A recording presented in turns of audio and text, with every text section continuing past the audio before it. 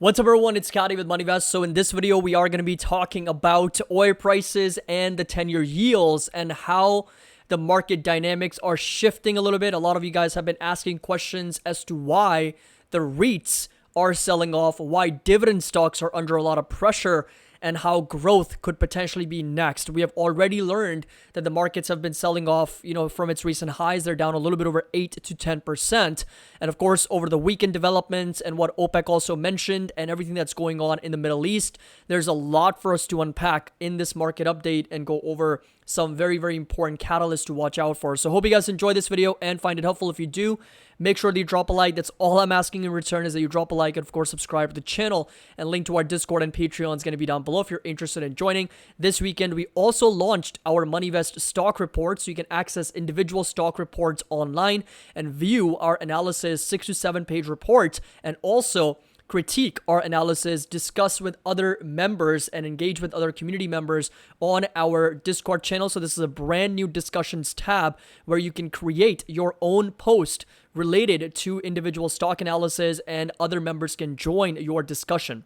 So it's a brand new feature that we've launched. Link's going to be down below, and we'd love to have you on board. And this is the time to have conversations with other members on individual stocks. So if there's any companies that you're interested in, just go here, create a post, and you can engage with other members, and I'll also chime in with my analysis. And of course, our stock reports are also going to be part of that as well.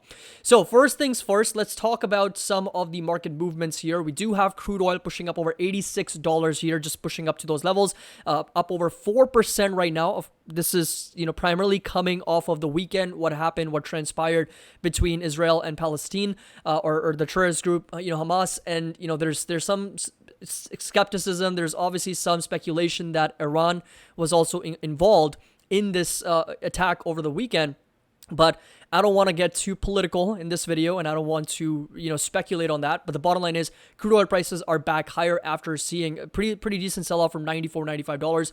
We were down a little bit over 13.7%. Inflation numbers are due on Thursday, October 12th in the US. I will be going over those numbers in more detail. And of course, we'll be live during that time as well. Now, this right here is what OPEC also mentioned. This literally came out just a few minutes ago, how they are hiking their long-term oil demand outlook in stark contrast to other predictions. So what they are really saying is that they are expecting crude oil inventory, basically in 2023, the world oil outlook.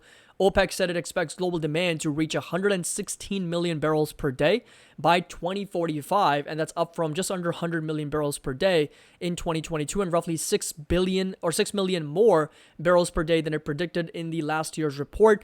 For its long-term oil demand forecast to be met, OPEC said its oil sector investments of $14 trillion, around $610 billion on average per year, would be needed. And the group said that it is, quote, vital that these investments are delivered, saying it's beneficial to both producers and to consumers. And in the medium term, OPEC said global oil demand was likely to reach levels of 110.2 million barrels per day by 2028, reflecting a jump of 10.6 million barrels per day when compared to 2022 levels. Now, we know that a lot of the demand is actually going to be fueled by India, China, and other Asian countries, Africa, and the Middle East as well. And we already know that OPEC and OPEC Plus nations, including Russia, Saudi Arabia, they've been cutting production to make sure that prices continue to go higher. So there's been a constant battle between both the West, the US, and of course the Middle East and Russia.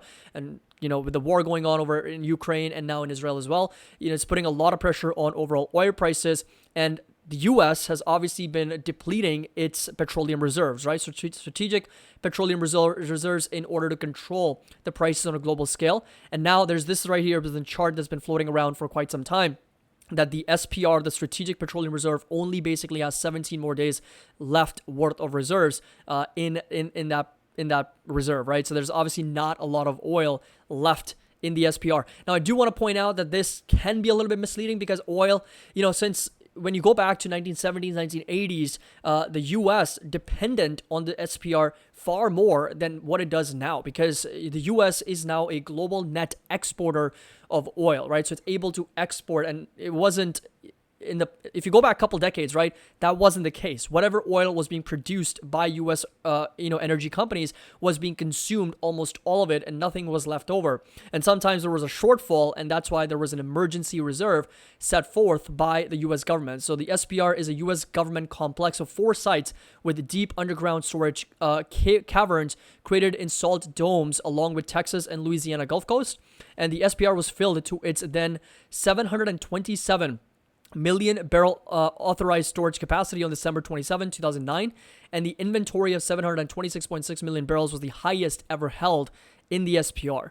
So, over the years, of course, now we know that that oil, U.S. is a net exporter in oil, so the dependency on this is far lower than what it was, several years ago.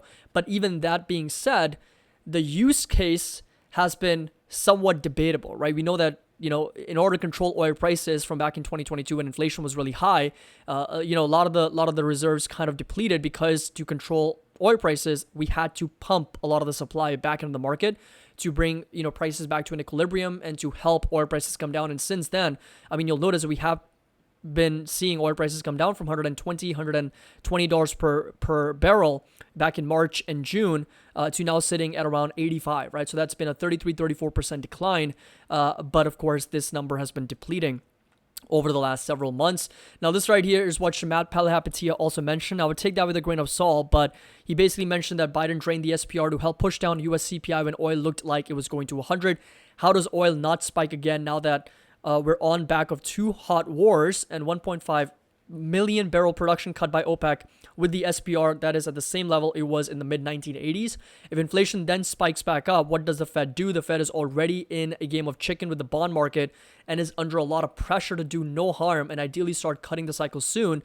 This would make the path much less likely, and if all these events roil the capital markets and potentially trigger a recession, the establishment version of the solution in Washington will regain favor, and their intentions have always been clear: escalate our involvement abroad as a source of U.S. pride, growth, and harmony. And I'm not going to get into that, but the bottom line is that yes, the monetary policy is going to come under a lot of pressure if the U.S. economy enters into a recession. We see a shortfall in the overall SPR, just the production of oil, and the prices continue to spike higher, which reignite that potential possibility of inflation going back up.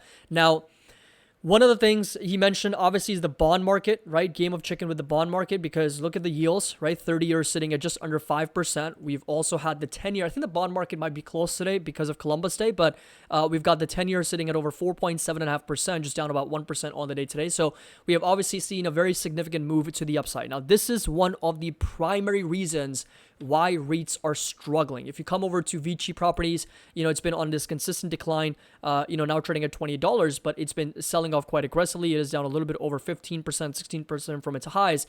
Realty Income Corp, same exact thing, right? So it's been selling off quite aggressively, down over 20%, now trading at $50. DLR, which is Digital Realty Trust, it's been selling off as well since August, down over 14%.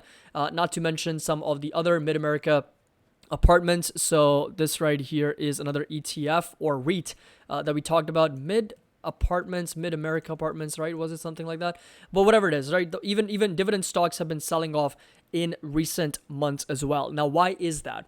It starts with REITs and dividend stocks, and then it kind of trickles into growth and technology. And the reason for that is, if you think about it logically, right? Why would that be happening? Well, that's because the yields are higher, right?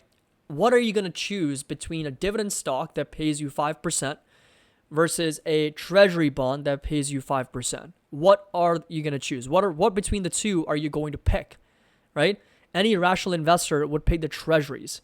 Why? Because there's no risk involved, right? With treasuries, you're getting 5% and you're locked in at that rate, whether it's a 6-month, 1-year, 2-year, 5-year, 10-year, whatever the case may be, but you're locked in with that rate. With the dividend stock or any type of REIT, you are taking on additional risk and you are opening yourself up to volatility exposure, not to mention potential losses, right? So that is when the analysis starts to become very, very interesting, and something that I feel like not a lot of people are paying attention to, because it's going to start pushing out the risk curve, because right now it's only REITs and dividend stocks. The longer this goes on for, the longer we see, let's say, yields continue to stay higher and go higher even further, that's going to trickle into some of the growth names and some of the technology sector, because even right now, I can tell you there's a big divergence, right? There's a big divergence as yields continue to push higher. It's not really played a significant impact on the tech stocks. So eventually, I wouldn't be surprised if that starts to play a role, a bigger and bigger role with technology stocks and that sector in particular. Because like I said, if yields continue to go higher, the risk-free rate is going to continue to go up. That's going to push the risk curve out even further, and people will have to take on even more risk in order to generate that higher rate of return. So the discount rates are going to go higher, thereby reducing the fair value. So the present value of all future cash flows will be lower if you're accounting for a higher rate of return, higher discount rate. So right now, REITs and dividends, again, they just don't make much sense from a relative selection standpoint, considering how high the yields are, and they will, they can start to kind of impact the technology sector as well. So it's kind of like this cycle that we're in right now, where oil prices going up, right, potentially going to put an impact on inflation.